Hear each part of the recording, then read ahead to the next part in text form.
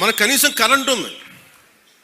Current లేని గ్రామం ఒకటి అలలాడుతుంటే ఒక్క మాట మన జన సైనికులు కానీ మనం పంపిస్తే ఆ గ్రామానికి కరెంట్ వచ్చింది 70 ఇన్ని సంవత్సరాలు.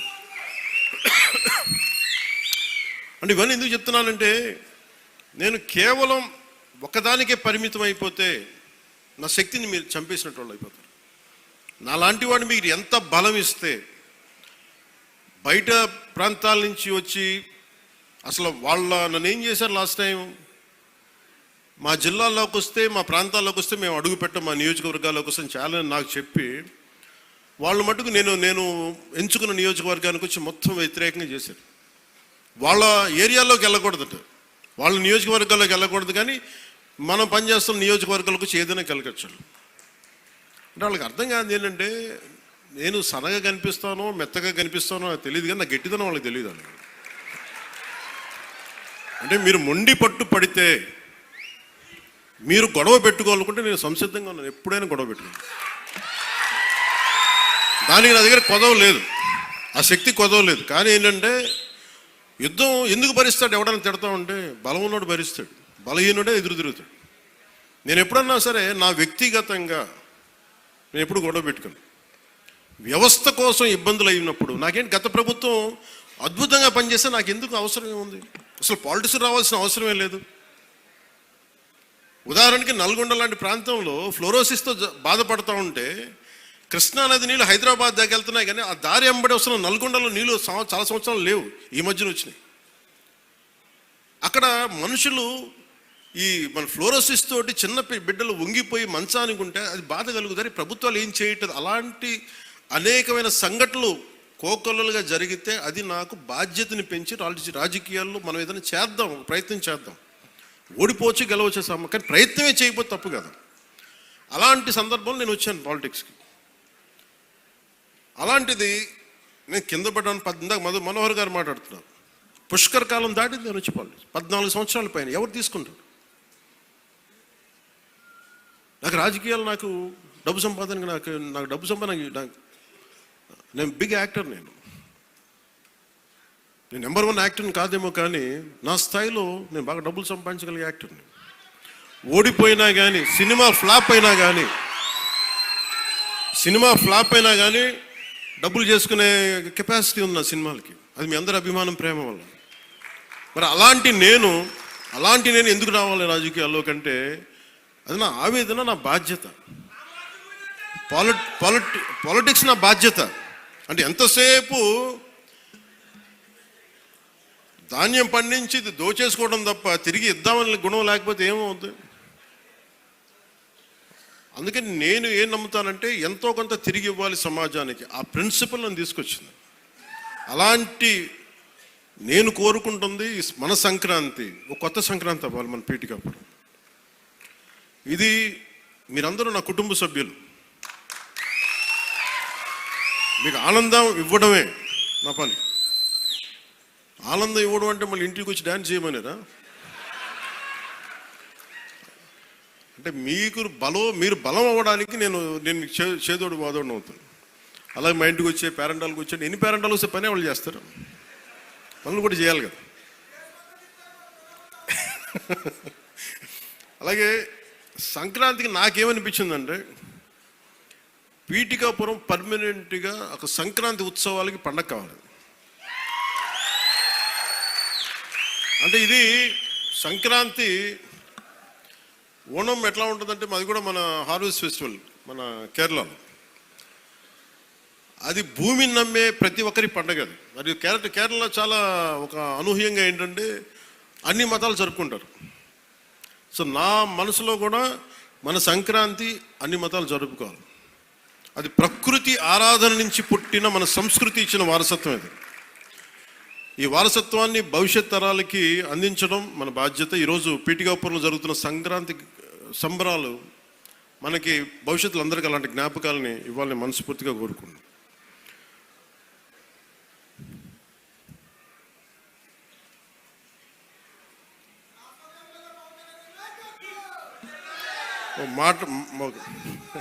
అలాగే సంక్రాంతి అనగానే నేను మెయిన్గా ఎందుకు చాలా నాకు అనిపించిందంటే, గోదావరి జిల్లాలండి కోడి పందాలండి, జోదాలండి.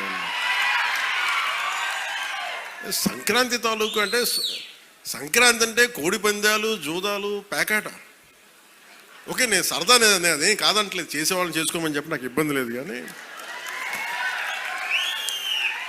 అంటే నేను తెలంగాణ స్నేహితులు కూడా చెప్తా ఉంటాను. హైదరాబాద్ నేను ఇంట్లో ఉంటే, నేను హైదరాబాద్లో ఉంటే ఇప్పుడు 10 years బ్యాక్ మేము ఎక్కడికి వెళ్తా అంటే మేము భీమవరం వెళ్ళిపోతామండి, లేదంటే మేము తూర్పుగోదావరి వెళ్ళిపోతాం. దేనికి అంటే మేము అక్కడ ఈ కోడి పందాలకి ఎంత డబ్బులు వేస్తారని నాకు తెలియదు, కూడా తెలియదు. నాకు అప్పుడు అర్థమైంది. అంటే నేను అనేది సంక్రాంతి అంటే కేవలం కోడి పందాలు, పేకాట, జూదం దగ్గరికి పరిమితం అయిపోతే రాంగ్ ఇండికేషన్ వెళ్తుంది సొసైటీకి. ఇంకెక్కడ వెళ్ళాం మనం. అది మార్పు రావాలి అంటే, ఎందుకంటే మన సంస్కృతిని మనల్ని దేనికైతే అసలు మూలం ఎట్లా ప్రారంభం అది మర్చిపోయాం అనుకోండి, మర్చిపోతే అది దారి తప్పేస్తాం. అప్పుడు మీకు మెకాలే చెప్పినట్టుగా ఒకరిని దెబ్బ కొట్టాలి, ఒకరిని సంస్కృతిని, దేశాన్ని వైపౌట్ చేయాలంటే ముందు వాళ్ళ సంస్కృతిని చంపేయడం. సో ఇది సంస్కృతి మూలాల్ని పరిరక్షించడానికి, మర్చిపోకూడదని చెప్పడానికే ఈ వేడుక ఈ రోజున పీఠిక. ఇది మొత్తం రాష్ట్రంలో ప్రతి నియోజకవర్గంలో ఇది అవ్వాలి. ఇది గోదావరి జిల్లాలో సంక్రాంతిని కోడి పందాలు ₹1 చేతులు మారుతాయి అనే మాట పోవాలి. సంక్రాంతి నుంచి భోగి మంటల్లో కలిపేయాలి. సరదాగా చేసుకుంటారో ఏం చేసుకుంటారో అది వేరే, కానీ అది మట్టుకు ప్రత్యేకంగా కనిపించకూడదు. ఇది ఆప్యాయతానురాగాల గురించి, పంచే మనస్తత్వం గురించి చెప్పుకోవాలి. ఇందాక మనం చూసిన హరిదాసు కీర్తనల గురించి చెప్పుకోవాలి. గరగ నృత్యాలు, గంగిరెద్దులాటలు, కోలాటలు, భజనల గురించి చెప్పుకోవాలి. అలాగే నవతరానికి మన సాంప్రదాయాల విలువల గురించి, కళారూపాలు, సృజనాత్మక ప్రక్రియల గురించి తెలియాలి.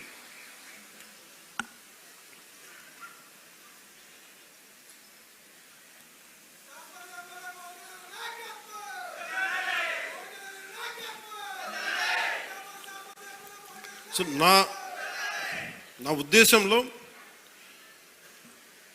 మనందరం ఈ సంక్రాంతి నుంచి మీరు నాకు మన పిఠాపురం, మన పీఠికాపురంలో నా గెలుపు మీరు ఇచ్చినందుకు మనస్ఫూర్తిగా సంక్రాంతి మనస్ఫూర్తిగా నా గుండె కవటాలలో నుంచి మీకు ధన్యవాదాలు తెలియజేస్తాను. కాదు, ఇప్పుడు నేను కోరుకుంటుంది బ్రిడ్జ్ ఇబ్బంది, అక్కడ ట్రైన్ వెళ్తా ఉంది, ఓవర్ బ్రిడ్జ్ కావాలన్నా దాని గురించి కూడా మాట్లాడుతున్నాం. అలాగే ఉప్పాడ తీర ప్రాంత రక్షణ నేను మాటిచ్చాను, మత్స్యకారు సోదరులకి నిలబడతానని. దానికి అనుగుణంగా ప్రణాళిక మొదలుపెట్టాం. అలాగే ప్రతి ఒక్క పారిశ్రామికవేత్తలు అందరితో కలిసి పిఠాపురం అభివృద్ధిలో భాగస్వామ్యులుగా అమ్మని చెప్తున్నాం. నేను మీ నుంచి కోరుకుంటుంది, ఇది భారతదేశానికి చాలా కీలకమే. పీఠికాపురం శక్తిపీఠం, శ్రీపాద శ్రీవల్లభుడు వెలిసింది. ఇక్కడ వారి ఆధ్యాత్మికంగా వాళ్ళు ఎంచుకున్నారు. ఇది నేను నిజంగా చెప్పాలి, నేను రాజకీయాల్లోకి రావాలనుకోలే, సినిమాల్లోకి రావాలనుకోలే, పోటీ చేయాలనుకోలే. అలాంటిది పిఠాపురంలో రావాలని అసలు ఏమనుకోలేదు. అది భగవంతుడి సంకల్పం, తీసుకురాబడ్డాను ఇక్కడికి, గురువుల సంకల్పం. సో నేను నా ఆఖరి శ్వాస వరకు నేను మీకోసం పనిచేస్తాను. అది అధికారంతో సంబంధం లేదు, దానికి మీరు ఆశీస్సులు ఇవ్వండి. నేను ఒకటే కోరుకుంటుంది, మతం పేరుతో కానీ, కులం పేరుతో కానీ, వర్గాల పేరు మీద కానీ గొడవలు తీసుకొచ్చే వాళ్ళని మటుకు మీరు వారికి మీరే బాధ్యతను తెలియచేయాలి. ఎందుకంటే మీకు ఇందాక చెప్పినట్టుగా ఒకటి విడగొట్టేయడం చాలా చాలా తేలిక మనుషులు. ఈ రోజున మనం మాట్లాడుకోవాల్సింది రైతాంగం గురించి. గౌరవ మంత్రివర్యులు civil supplies minister Nadella Manohar గారు ఆధ్వర్యంలో, గౌరవ ముఖ్యమంత్రి శ్రీ నారా చంద్రబాబు నాయుడు గారి, నేను చాలాసార్లు సందర్భాలు చెప్పాను, ఆయన అనుభవం చాలా అవసరం అని. సో మనందరం ఒక ప్రయాణం చేశాం. అలా చేయబట్టే ఈ రోజున సివిల్ సప్లైస్ ద్వారా 7 లక్షల మంది రైతుల నుంచి 40 లక్షల మెట్రిక్ టన్నుల ధాన్యం సేకరించాం. సేకరించిన ధాన్యానికి సరిగ్గా 24 గంటల లోపే 9,300 కోట్ల రూపాయలని చెల్లించడం జరిగింది.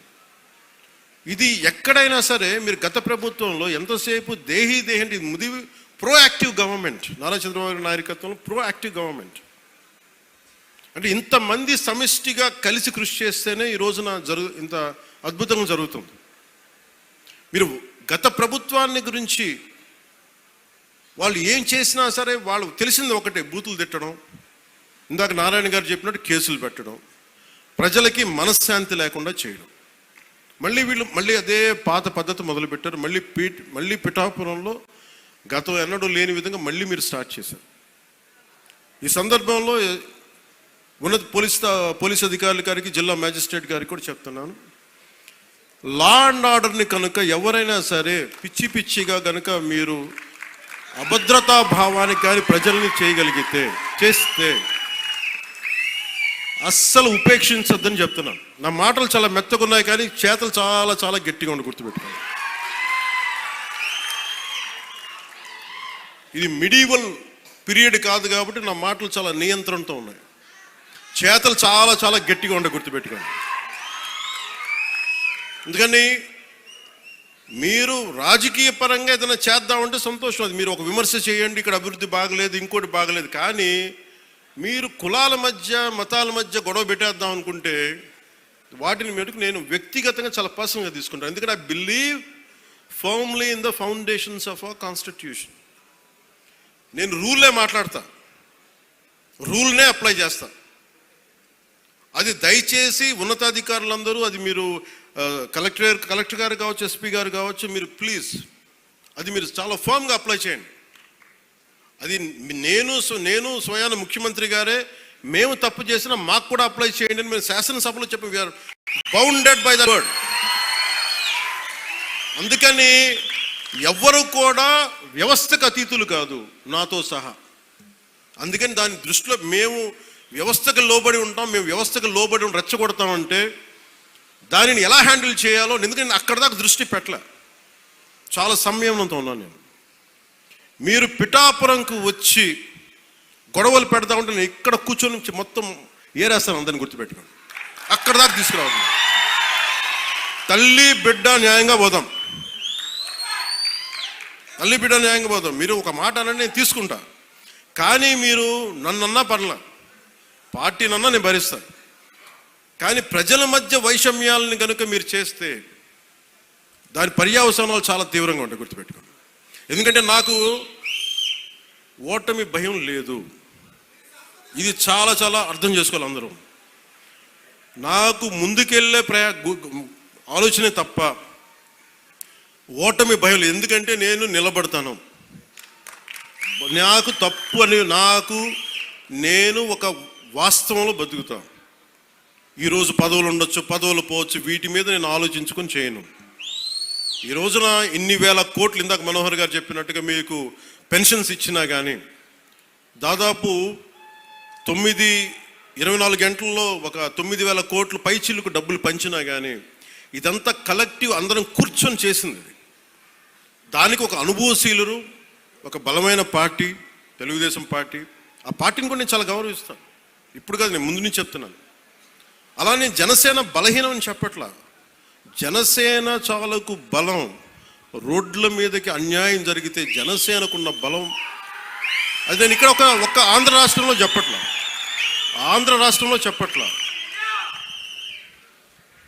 నా సిద్ధాంతాలని, జనసేన సిద్ధాంతాలు నమ్మేవాళ్ళు ఊరికి 10 మంది ఉన్నా వాళ్ళు 1000 మందితో గొడవ పెట్టుకుంటారు. అది జనసేన.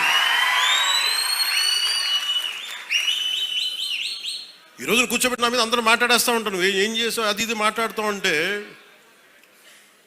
మరి 2019లో అన్ని కేసులు పెడుతున్నాం, వాళ్ళందరూ ఏమైపోయారు? అప్పుడు గొంతు పెగలలేదు. అప్పుడు ఏమైపోయింది? ఆ రోజు అంటే మీరు కేసులు పెడతారని మన నారాయణ గారు చెప్తున్నారు కదా. అందుకని ఇవన్నీ దృష్టిలో పెట్టుకొని మీరు ఈ అలయన్స్ని దయచేసి ఎవరు కూడా, జనసేన నాయకులు కావచ్చు, కూటమి నాయకులు ఎవరైనా కావచ్చు, దీన్ని దయచేసి బలహీనం చేయకండి. ఎందుకంటే నాకు చంద్రబాబు నాయుడు గారికి చాలా అపారమైన అవగాహన ఉంది మన ప్రజలను ఎలా కాపాడాలని.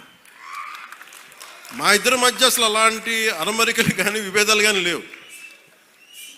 ఇండివిజువల్గా ఒకసారి మాట్లాడచ్చు, కానీ కొన్ని చోట్ల రెండు పక్షాల నాయకులు కావచ్చు, ఇది ఎక్కువ కాలం నిలబడదు. నేను చెప్తున్నాను కదా, ఎందుకంటే స్టెబిలిటీ ఇవ్వాల్సిన బాధ్యత మా మీద ఉంది.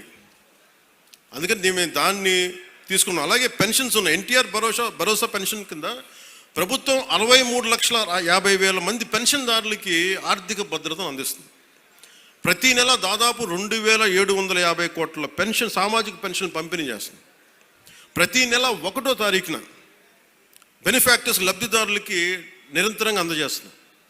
దానికి ఓ డ్రామాలు చేయట్లా. మేము ఆ వ్యవస్థను పెట్టాం, ఈ వ్యవస్థను డైరెక్ట్గా అసలు గోల్ చేయకుండా డైరెక్ట్గా ప్రభుత్వ అధికారులు వచ్చి ఇంటికి వచ్చి తలుపు తట్టి ఇస్తున్నారు.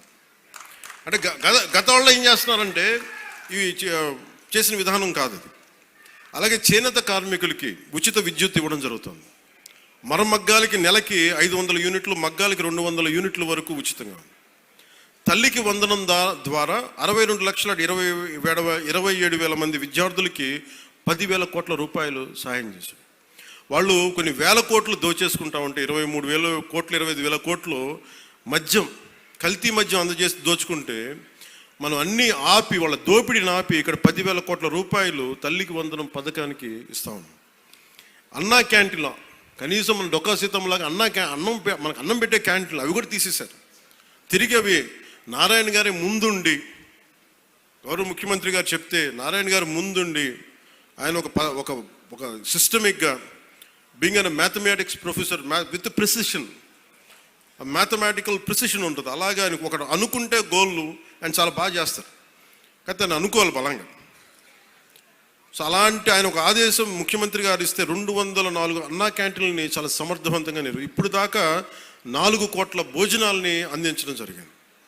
అలాగే ఆటో డ్రైవర్స్కి ఏడాదికి 15,000 చొప్పున 436 కోట్ల రూపాయలు అందించడం జరిగింది. దాదాపు 2,90,000 మంది లబ్ధి పొందారు.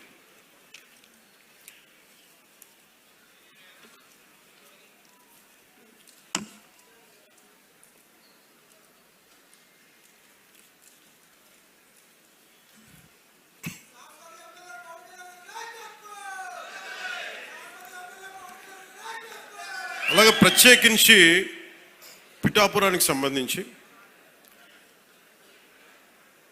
పిఠాపురం మండలంలో 9.60 కోట్లతోటి ఫ్లాట్ అండ్ ఫ్యాక్టరీ కాంప్లెక్స్ నిర్మాణానికి శంకుస్థాపన చేశాం. దీని ద్వారా సూక్ష్మ, చిన్న, మైక్రో, స్మాల్ మన పరిశ్రమలకి ప్రోత్సాహం ఉంటుంది.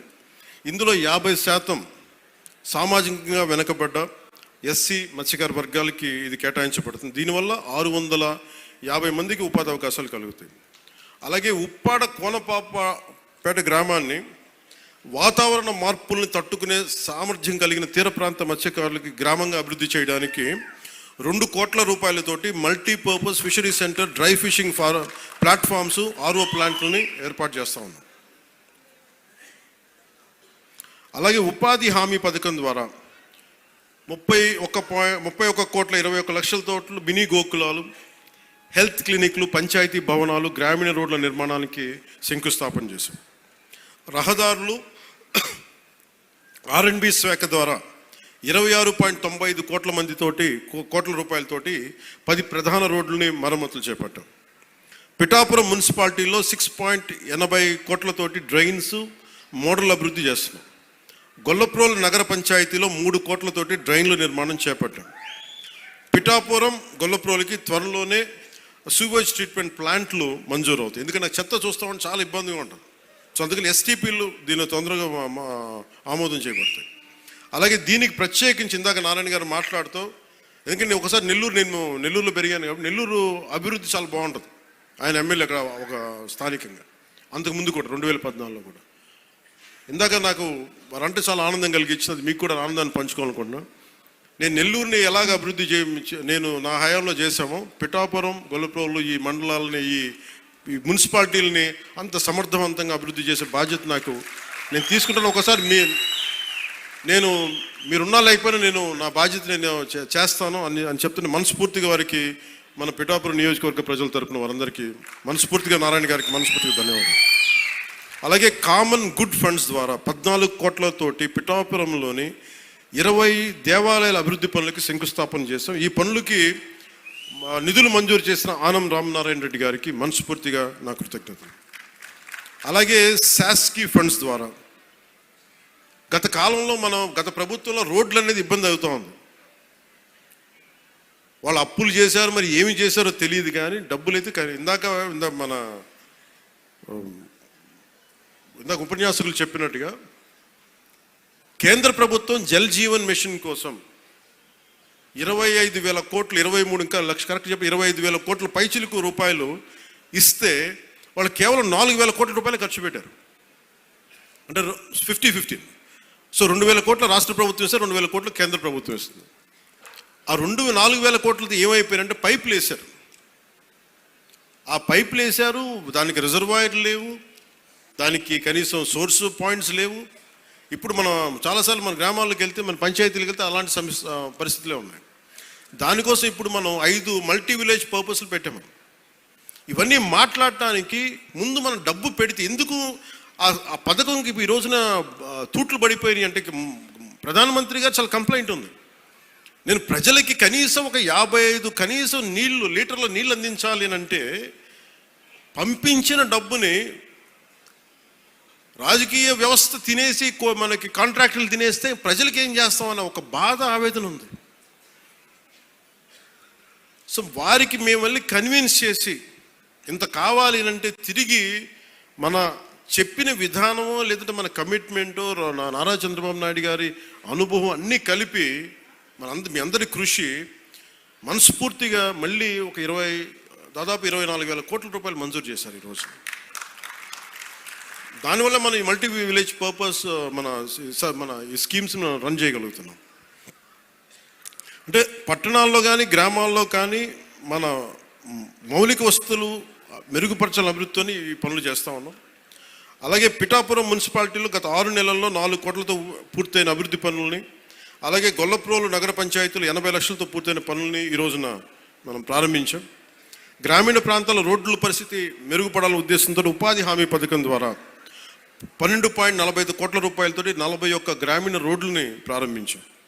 అలాగే రాబోయే వేసవిలో విద్యుత్ ఇబ్బందులు లేకుండా పిఠాపురం పట్టణంలో 2.95 కోట్లతో నిర్మించిన 33.11 kV ఎలక్ట్రిక్ సబ్స్టేషన్ని నేడు ప్రారంభించాం.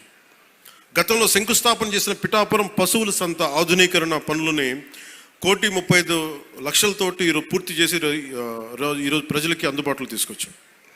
వరదల సమయంలో రాకపోకలకి ఇబ్బంది ఉంటే నేనే వెళ్ళాను కూర్చొని పోనసారి గొల్లప్రోలు నగర పంచాయతీలో హౌసింగ్ కాలనీలో. వైసీపీ గొప్పతనం ఏంటంటే వాళ్ళు ముందు వేసేస్తారు, అక్కడ రోడ్లు ఉన్నాయా లేదా, ఆ స్థలం నీది, ఆ స్థలం నీది పెట్టేశారు. చూస్తే లోపలికి పోతే మొత్తం దోమలమయం. కనీసం ఎంత కామన్ సెన్స్ అంటే మన పంచాయతీ హౌసింగ్ కాలనీలో అక్కడ యువత మాట్లాడారు, అన్న ఎక్కడన్నా సరే మనం కనీసం డ్రైనింగ్ లేఅవుట్ ఇలా వేస్తారు, స్థలాలు వేసి ఇచ్చేస్తారు ముందు, అక్కడ కనీసం రోడ్డు వేయాలి, డ్రైనేజ్ పెడితేనే కదా ఇళ్ళ పట్టాలు ఇవ్వగలం. వాళ్ళ వాటితో సంబంధం లేదు.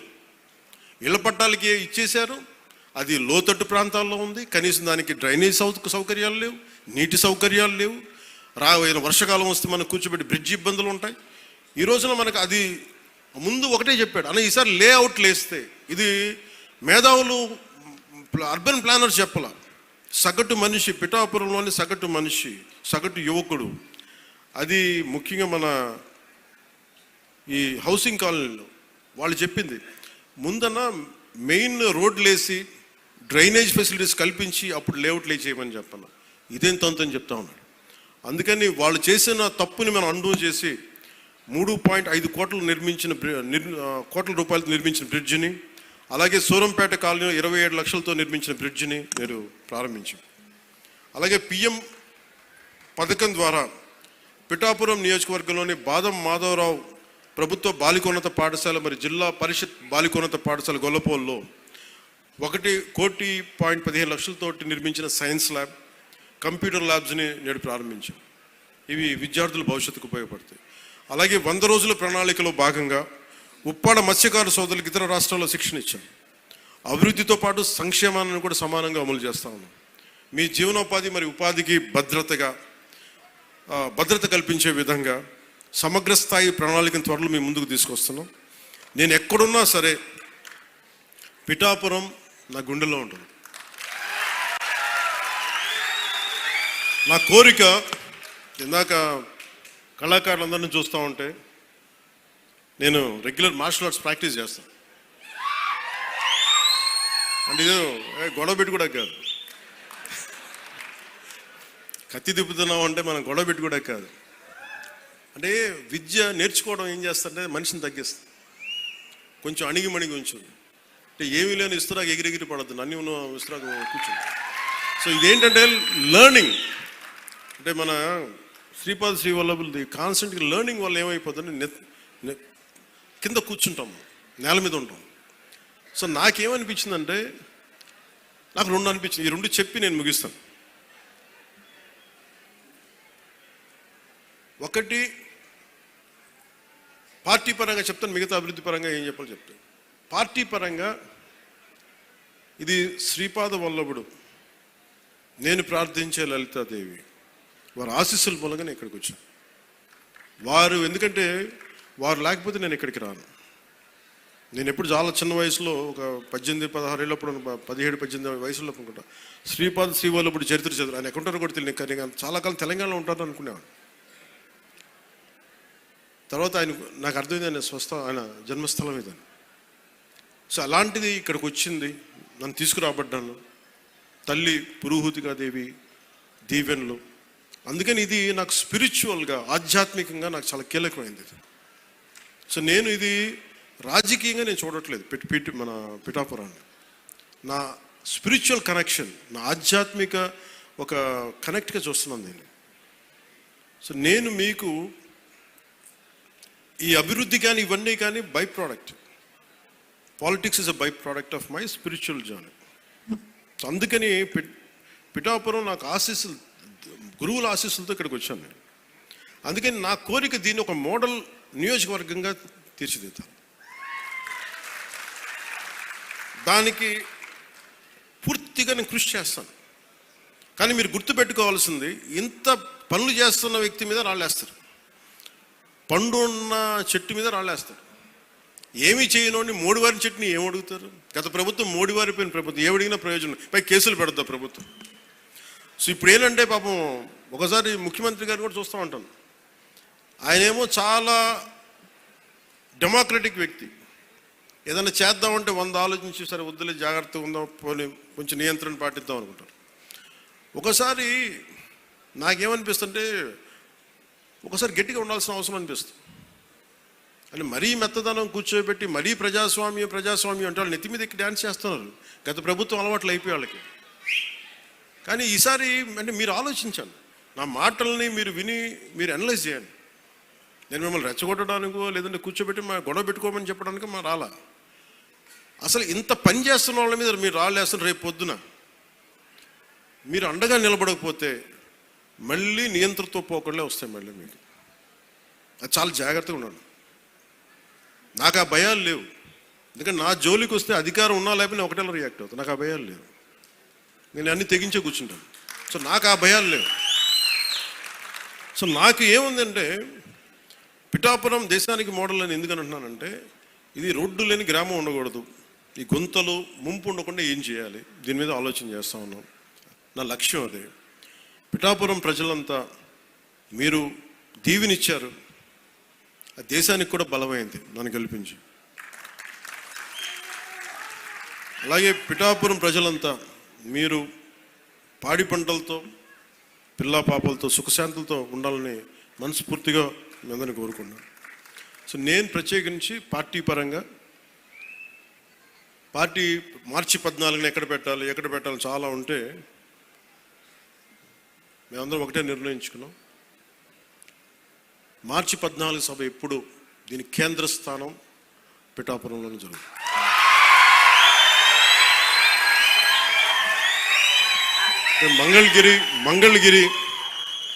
Mangalagiri party administrative headquarters అయితే, Janasena ideological headquarters is Pithapuram. నా కోరిక ఏముందంటే, యువత భవిష్యత్తు మీరే నిర్మాణం. ఒక దేశపు సంపద, అనేక మార్లు చెప్పినట్టుగా దేశపు సంపద నదులు, అరణ్యాలు, ఖనిజాలు కాదు, యువత. స్వామి వివేకానంద చెప్పినట్టుగా బలమైన మనసులోనే బలమైన శరీరంలోనే బలమైన మనసు ఉంటుంది. అందుకు శారీరక దృఢత్వం చాలా అవసరం.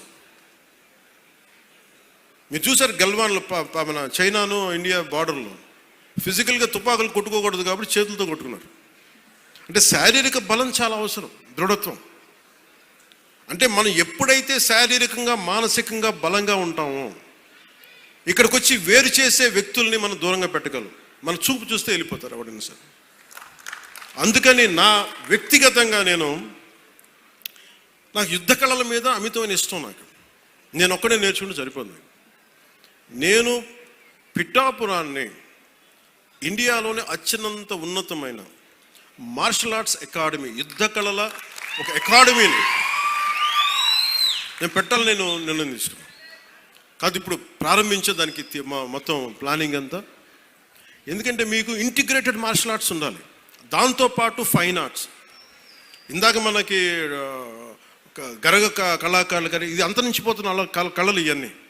ఇలాంటి కళలను కూడా ఫైన్ ఆర్ట్స్ అండ్ మార్షల్ ఆర్ట్స్ని రెండు చేసే ఒక అకాడమీని పిఠాపురంలో నేను స్వయంగా ఇట్స్ కంప్లీట్లీ ఇది నా ట్రస్ట్ ద్వారా చేద్దాం నా కోరిక. సో దానికి ఈ రెండు నిర్ణయాలు మీకు చెప్పి కొత్త సంవత్సరంలో మీకు అండగా ఉంటానని తెలియజేసుకుంటూ మరోమారు నా అన్నదమ్ములకి, నా కుటుంబానికి, మా ఆడపడుచులకి, మా జన సైనికులకి, మా జనసేన నాయకులకి, వేదిక పైన ఆశీలైన ప్రముఖులకి, జిల్లా ఉన్నతాధికారులకి, అధికార వర్గాన్ని అందరికీ ప్రత్యేకించిన సంక్రాంతి శుభాకాంక్షలు తెలియజేసుకుని సెలవు తీసుకున్నాను. జై భారత్, జై హింద్. ధన్యవాదములు సార్. మన అందరి తరపు నుంచి వారికి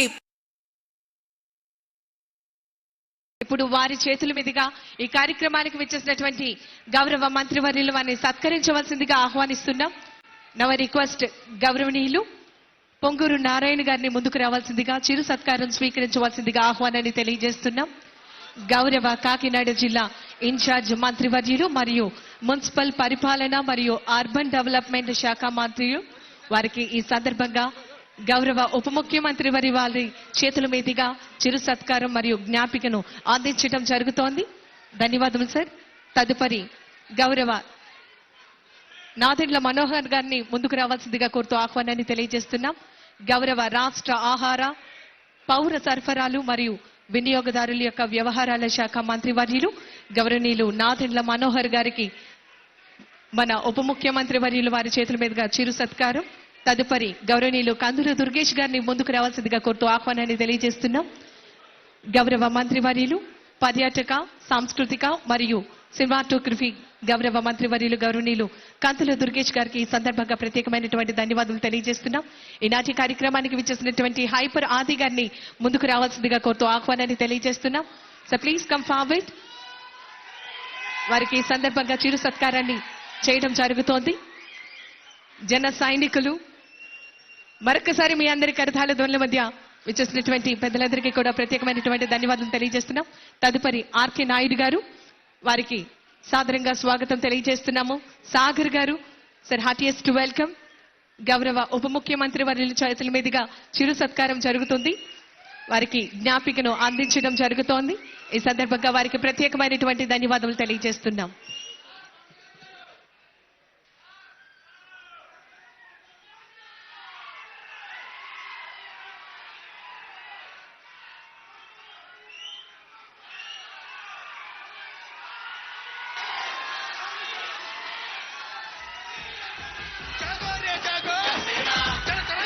ఈనాటి కార్యక్రమానికి ముఖ్య అతిథిగా విచ్చేసి మన అందరి మధ్యలో సంక్రాంతి సంబరాల్లో పాల్గొనేటువంటి ఆంధ్రప్రదేశ్ రాష్ట్ర గౌరవ ఉప ముఖ్యమంత్రి వర్యులు గౌరవనీయులు కొనిదెల పవన్ కళ్యాణ్ గారికి ఈ సందర్భంగా మీ అందరి కరతాళ ధ్వనుల మధ్య ప్రత్యేకమైనటువంటి ధన్యవాదాలు తెలియజేస్తున్నాం. కార్యక్రమానికి విచ్చేసినటువంటి గౌరవ మంత్రి వర్యులు, అదేవిధంగా గౌరవ ఎమ్మెల్యేలు, అదేవిధంగా గౌరవ ఎమ్మెల్సీలు, విచ్చేసినటువంటి ప్రజలందరికీ కూడా పేరు పేరున ధన్యవాదాలు తెలియజేస్తున్నాం. ఈ కార్యక్రమానికి చక్కటి సహకారాన్ని తెలియజేస్తున్నటువంటి డిపార్ట్మెంట్స్ అందరికీ కూడా పేరు పేరున ధన్యవాదాలు తెలియజేస్తున్నాం. టూరిజం డిపార్ట్మెంట్, కల్చరల్ డిపార్ట్మెంట్, అదేవిధంగా కాకినాడ జిల్లాకు సంబంధించినటువంటి ప్రభుత్వ సిబ్బంది అందరికీ కూడా పేరు పేరున ధన్యవాదాలు తెలియజేస్తూ సంక్రాంతి శుభాకాంక్షలు తెలియజేస్తున్నాం. పోలీసు సిబ్బందికి ధన్యవాదాలు తెలియజేస్తూ సంక్రాంతి శుభాకాంక్షలు తెలియజేస్తున్నాం. ఈ కార్యక్రమానికి ప్రత్యక్షంగాను పరోక్షంగాను సహకరించినటువంటి ప్రతి ఒక్కరికి కూడా ధన్యవాదాలు తెలియజేస్తూ ప్రింట్ అండ్ ఎలక్ట్రానిక్ మీడియా మిత్రుల వారందరికీ కూడా సంక్రాంతి శుభాకాంక్షలు తెలియజేస్తోంది.